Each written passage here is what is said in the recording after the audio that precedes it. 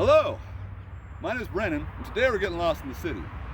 For 15 years I worked for a national freight company, and in that time I put about 1 million miles locally, driving through blizzards, alleyways, logging roads, you name it, and managed to avoid accidents. So we're going to talk today about the systems and techniques that freight companies use to avoid accidents. Except we're going to do it on a motorcycle because it's a lot more fun than a truck. So national freight companies, they use this technique called the Smith system, which is just the oldest defensive driving technique in America. So we're going to go over the simple to understand techniques as to how that can lead to less accidents simply by paying more attention to what's going on around you. And it really just involves leaving a lot more space and having a lot more time to react. So we'll see if it helps you. So the Smith system was started in 1950 by Harold Smith. He just got out of World War II and realized that the U.S. did not have a good defensive driving solution. So it was the first defensive driving program in America, and pretty much all safe driving techniques are based off of it. He partnered with Ford Motor Company in 1952, and they kind of took the Smith system to the entire country. So that's essentially what I'm going to be teaching today is the Smith system. Although it's not going to be the actual Smith system, this is going to be what I've learned from the Smith system. That's kind of the point that I'm getting at. And it's like, look at this corner right here. It's really sharp, and you should go slow around it, or you might crash. Yeah, that's important.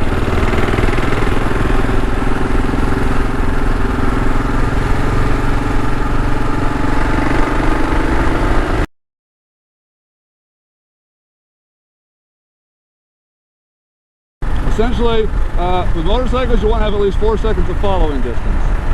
Best way to count that is just to pick a landmark and start counting. So see that yellow sign, that white van just passed that yellow sign? You start counting right there. I didn't count, so I don't know how far away that was. Nonetheless, I'm pretty sure it's 4 seconds. But I'm looking up ahead of that gray car right there. That's about how far I'm looking on average. And then you're going to sweep the road. Far, near, far, near, far, near. That's how you kind of want to drive when you're driving like this. And that's how you prepare for what's up ahead, long before it ever happens. And so I've already seen that light's red long before it turns green. Let's put it that way. And you've got a pedestrian there. You want to make notice of that. But right now, we're going to get on the freeway. That's what we're going to do right now. So hold on. Red light up ahead in front of the white van.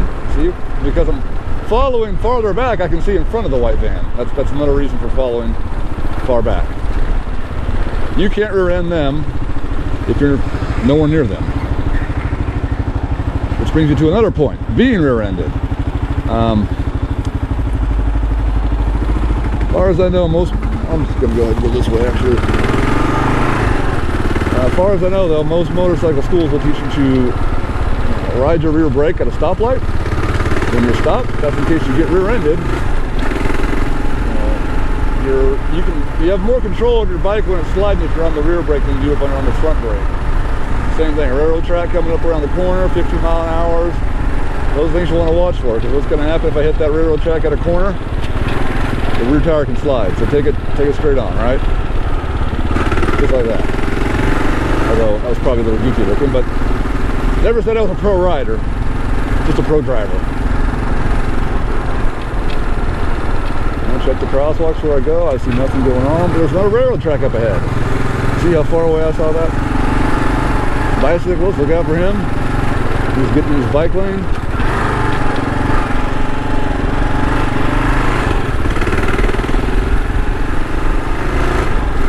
He made it kind of tight in that corner, so I slowed down so I didn't go. Okay, we're getting back into a busier area just a little bit here. We can start talking about what I see again. So we got a kid crossing the street there. I got a green light, nobody's going. I got a bus coming behind me. This is an example of what you should be seeing every time you're driving. How you're always moving your vision and getting the entire peripheral of what's happening around you. So once again, red car. I've got 4 seconds or more following distance. I'm good there. I got a green light. See, this is a better example. If you see how quiet it is when I'm driving way back here versus if I'm like way up on this guy's grill. Let's do that. Let's see what happens if I get really close to somebody. How much more annoying it is to drive like that than it is if I'm just driving back here and everything's quiet and peaceful. Let's just ride up on this guy's bumper a little bit.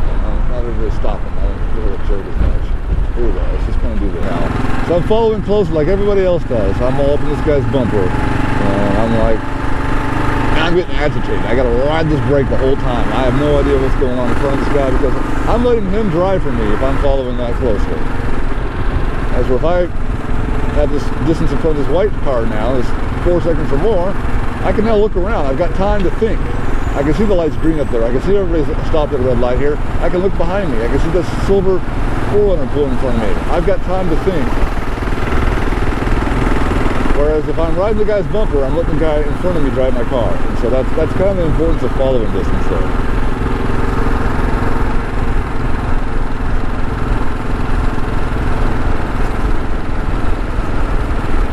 I didn't want to talk about it, but going through that intersection, I'm looking at all the place people can turn from. There's a lot of cars there, anything can go on. So now I got a white car behind me. He's not really following the speed limit because nobody is. See, what's this guy going, like 45? I mean, good gosh, 50 maybe?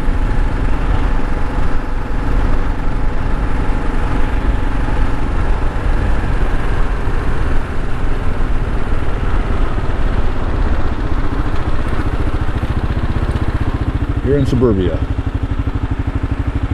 Speed limits are irrelevant.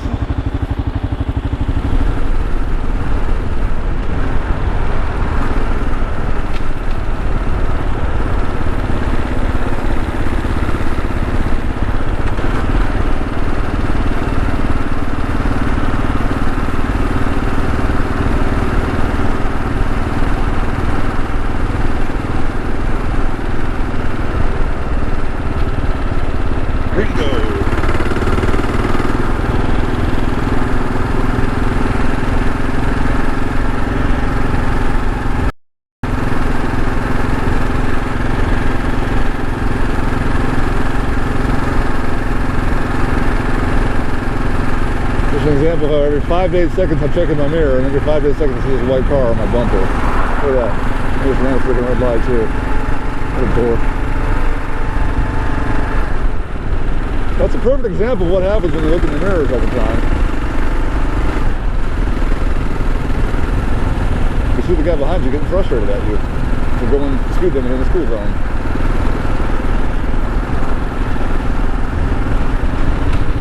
I'm not that kind of guy though. Mr. GJJ.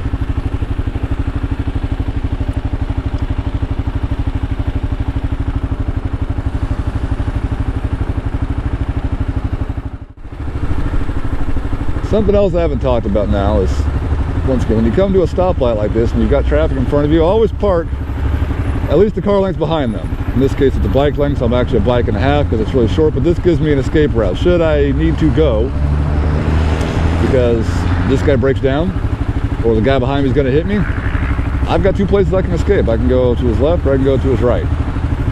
In this scenario, I parked so far left I would never go right, but you get my point. It's like you always want to leave yourself an escape route to give yourself a chance. The same thing, if the guy behind me rear ends me, I would rather hit nothing than hit the car in front of me. So just an important note, when you always keep your foot on the brake, on the rear brake when you're at a stoplight, and always park so you can leave. Always think about what you're going to hit when the guy behind you hits you.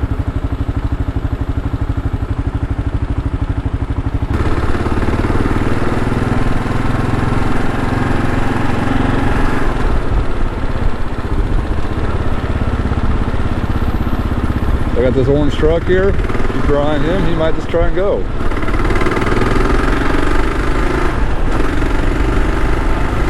I admit I did a little bit of a brake check there because he wasn't actually looking at me and he was still moving. So, which is another thing that they taught me. Always look at the other driver. Make eye contact. That goes if you're a pedestrian. That goes if you're driving. Because if you can see them, you know they've acknowledged you if they're looking at you.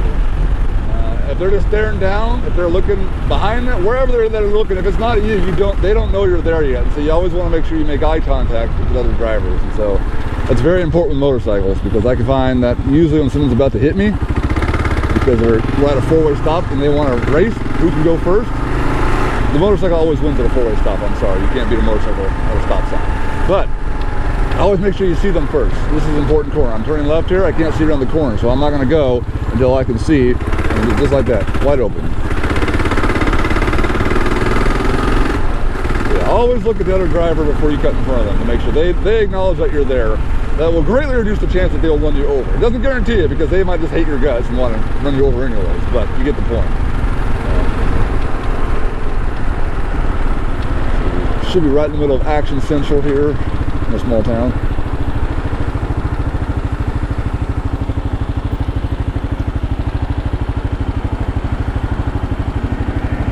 No, you go. See, I made eye contact with a white car and he knew I meant to go. So, like I said earlier.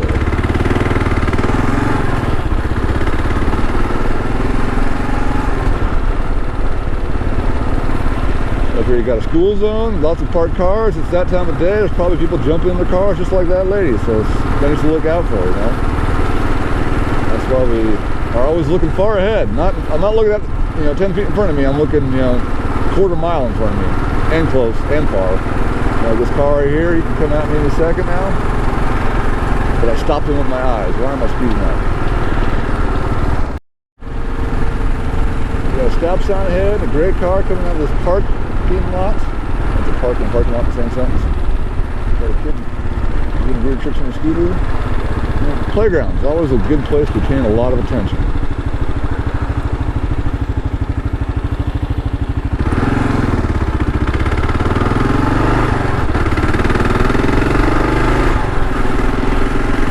A following distance check. How far away is that silver car in front of us? Black pole. 1, 1,000, 2, 1,000, 3, 1,000, 4, 1,000, 5, 1,000. Probably actually 6 because I was counting fast, but about 5 seconds or so.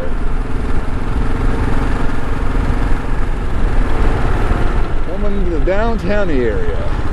Here's a little more action. Check these side streets. Nothing going on there. There's a roundabout.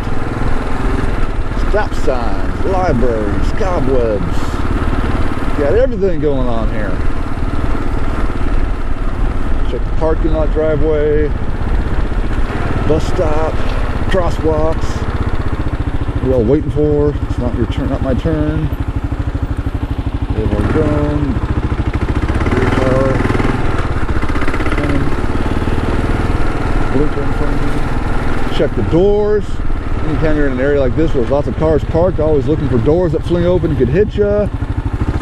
Nothing going on here. Crosswalk's quiet.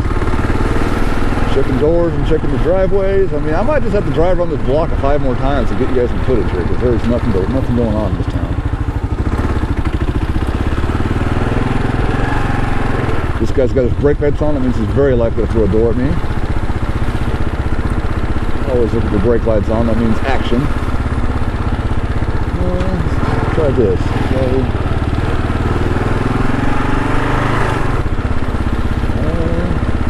I got a guy standing here. That's some action. Oh, they got a pole. Construction. All right, cool. Christmas lights.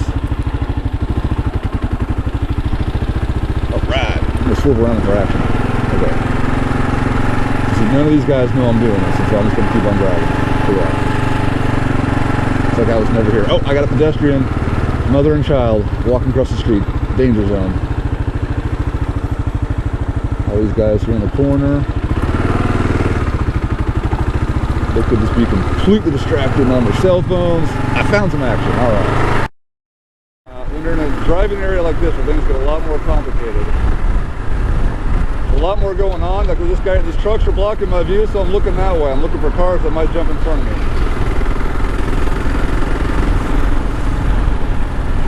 Now I've got good following distance. That white SUV way up there, I think it's a Cadillac. That's about where I want to be. Just keep yourself wide open. And you can see everything going on in front of you. I can see cars coming out of the driveways. I can stop if I need to. I don't have to worry about what's in front of me if I've got this much space. Every 5 seconds, once again, checking my mirrors. I don't know if that comes up on camera, but I'll emphasize that. Here we go. Checking my mirrors every 5 seconds. Not that much. I usually go left, right, left, and then I look forward again. But see, I got distracted, so now I'm too close to the guy in front of me because that guy's turning. See, that's all it takes. You just got to get distracted for a second, and then stuff goes wrong. A car right there, keep your eye on him. You never know when he's not going to run a stop sign. You got a lady pushing a baby. Who knows? That baby stroller might come flying at me for some reason. It might be a you know, some kind of ninja baby. I got a railroad track up ahead. If you're on a motorcycle, you know what that means. They teach that in every school, right? That means I might slip and die. So let up the throttle and just coast it out. You might even want to stand up so you don't get launched into the air. And check the speed limit sign, same thing. Yeah, I know. The KLR speed limit lies, so don't worry about that.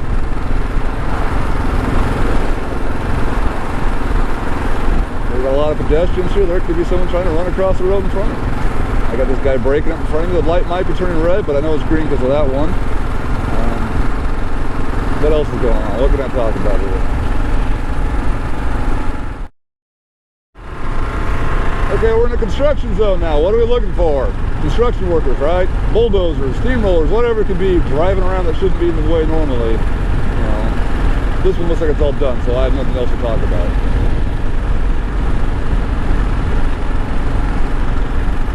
Yeah, same thing. Motorcycle related though. In the construction zone, that means softer surfaces, you know, slick paint, all kinds of traction problems could happen in the construction zone. So that's one thing to think about that's motorcycle specific, but that's not what we're talking about today, is it?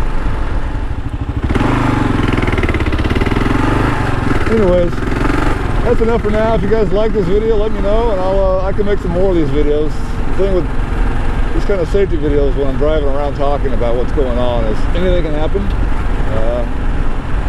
I can't have a near miss accident every day, but that's kind of what you learn when you're a professional driver and you've been taught to avoid accidents. So, thanks for watching.